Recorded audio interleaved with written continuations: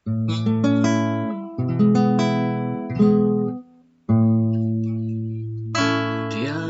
jamah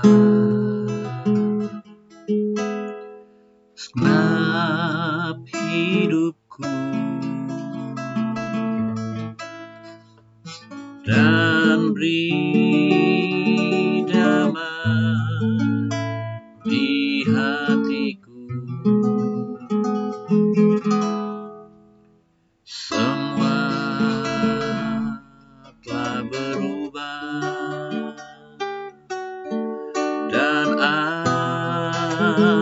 aku tahu Yesus jamah ku jadi baru.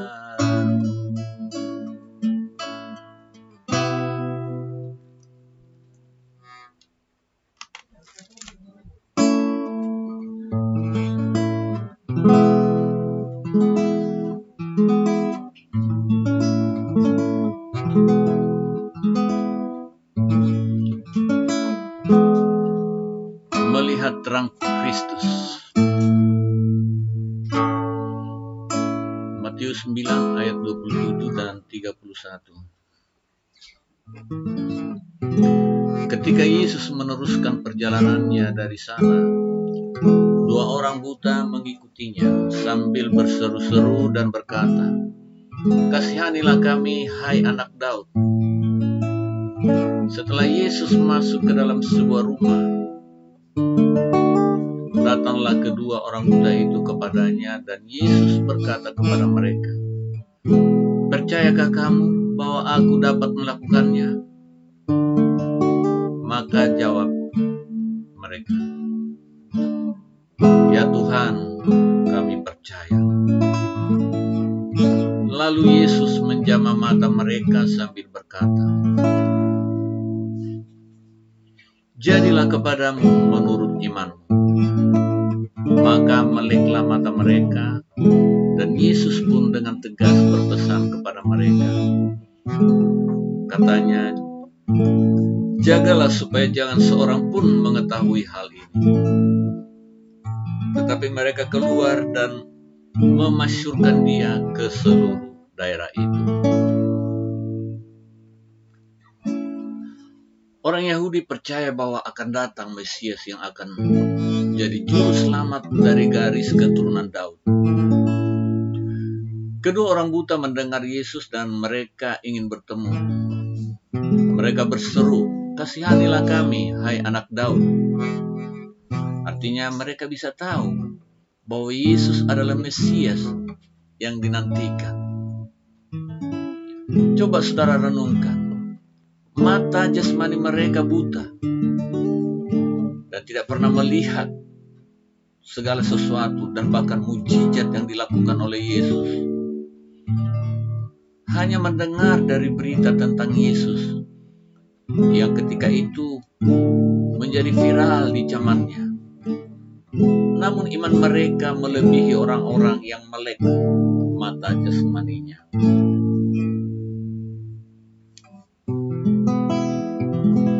Mayoritas orang Yahudi yang sehat jasmani malah tidak mengenali Yesus sebagai Mesias karena mereka mengharapkan juru selamat politik. Karena itu mereka tetap buta meski mata mereka terbuka dan bisa berpikir.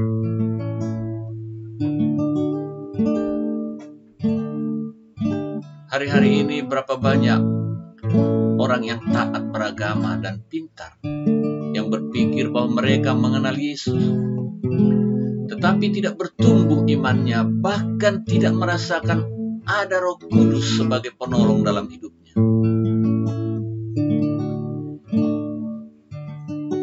Yesus mendengar seruan kedua orang buta, tapi ia tidak langsung menanggapi, malah masuk dalam rumah. Hal ini merupakan ujian iman bagi mereka. Namun demikian orang buta itu tetap mengikut Yesus dengan setia. Setelah Yesus masuk rumah, baru bertanya, "Percayakah kamu bahwa aku dapat melakukannya?" Langsung dijawab, "Ya Tuhan, kami percaya." Lalu Yesus menjamah mata mereka dan berkata, "Jadilah kepadamu menurut imanmu." Terjadi mujizat. Mereka lulus dalam imannya. Di dalam Roma 10 ayat 10 berkata, "Karena dengan hati orang percaya dan dibenarkan, dan dengan mulut orang mengaku dan diselamatkan."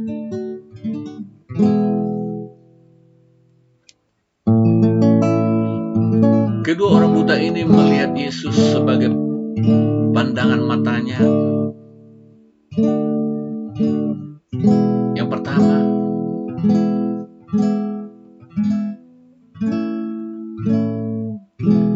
pasti sangat berkesan sekali dalam hati mereka.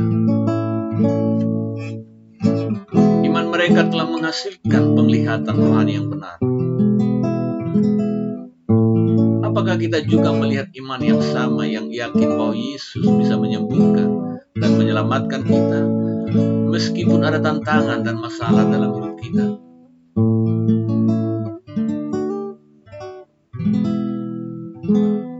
Yesus berpesan dengan tegas pada mereka, "Jagalah supaya jangan seorang pun mengetahui hal ini."